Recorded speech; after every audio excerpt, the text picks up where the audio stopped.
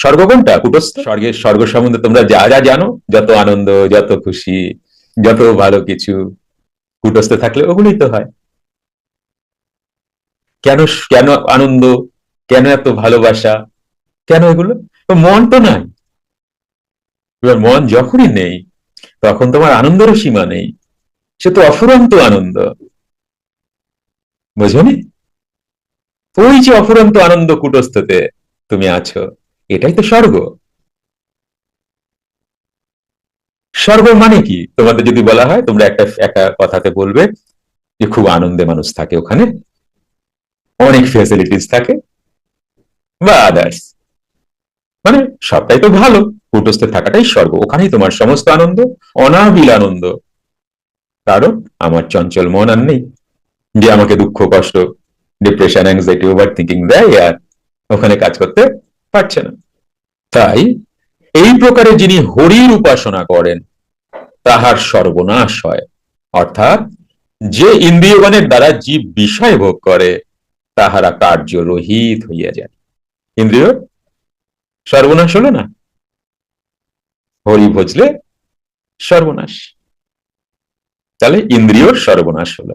এই হচ্ছে এই কথাটির যৌগিক ব্যাখ্যা।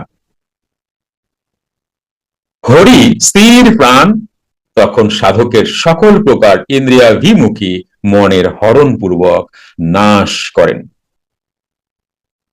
পুরাকালে সকল ঋষি এই প্রকারে গো মাংস ভক্ষণ করিতেন। শাস্ত্র প্রণেতারা সর্বজীবে ঈশ্বর দর্শন করিতেন এবং জীব হত্যা মহাপাপ এই উপদেশ দিয়াছেন। ঋষিগণ সর্বজীবে ঈশ্বরকে দেখিয়া কোন জীবকে হত্যা করিবার উপদেশ দিতেই পারেন না, কারণ তাহারা অহিংসায় প্রতিষ্ঠিত হইয়াছেন।